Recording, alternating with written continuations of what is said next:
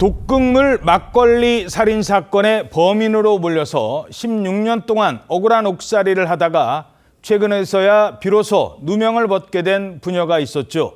사건 파일 24에서도 전해드렸는데요. 자, 그런데 누명을 쓴 사람이 있다면 진짜 범인도 있었다는 겁니다. 경찰이 진짜 범인을 다시 찾는다고 합니다. 기가 막히죠. 말도 못합니다. 말이 안 나옵니다. 조사 받을 때마다 자고 나면 삭제 딱 해버리고 엉뚱 일을 수사관이 제일 나쁜 사람입니다.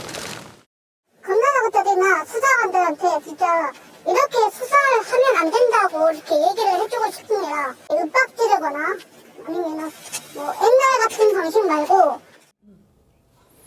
자, 경찰이 재수사에 착수한다고요? 네, 그렇습니다. 재심에서 무죄가 확정됐기 때문인데요. 16년 전인 2009년 7월에 전남 순천의 한 마을에서 독극물 막걸리 사건이 있었습니다. 아내 등 2명을 숨지게 한 혐의로 이 남편 백 씨와 딸이 붙잡혔고요. 각각 무기징역과 징역 20년을 확정받고 복역을 해오다가 최근 재심이 진행이 됐고 무죄가 선고가 됐습니다. 백 씨 부녀의 자백이 검찰의 강압 수사에 의한 허위 자백이었을 가능성이 있다. 이런 판단이 법원 판결의 요지였는데 이후 검찰은요. 무죄 판결이 나온 지 7일 만인 어제 재판부의 판단을 겸허히 수용한다면서 상고를 하지 않겠다라고 밝혔습니다. 이러면서 백 씨 부녀에 대한 무죄가 확정이 됐고요. 16년 전 이 독극물 막걸리 살인 사건은 다시 미제로 남게 되면서 이 검찰의 상고 포기 입장이 나온 직후 경찰은 즉시 재수사 의지를 밝혔습니다. 자, 그렇다면 사건 당시에 다른 용의자는 없었을까요? 재심을 맡았던 변호인의 이야기 들어보겠습니다.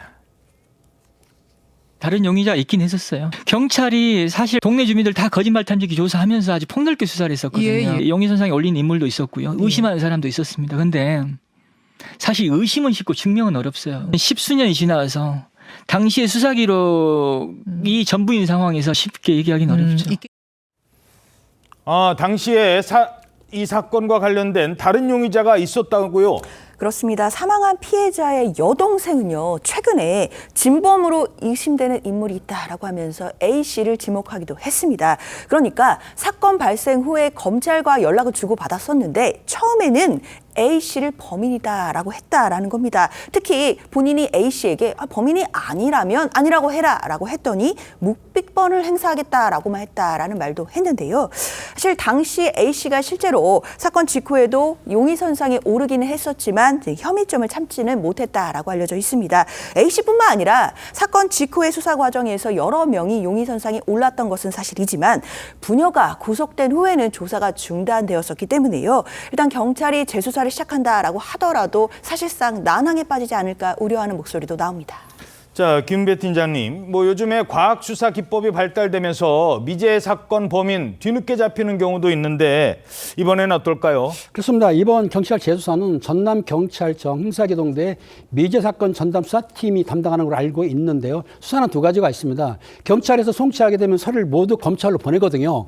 그 서류를 다시 받아가지고 그 수사 자료를 검토해서 수사하는 방법이 있고, 아니면 수사가 이제 무죄가 났으니까 그 수사는 백지화시키고 처음부터 다시 수사하는 방법이 있는데 어떤 걸 선택할지는 좀 더 두고 봐야 될 것 같습니다. 예. 그리고 범인은 반드시 잡힐 겁니다.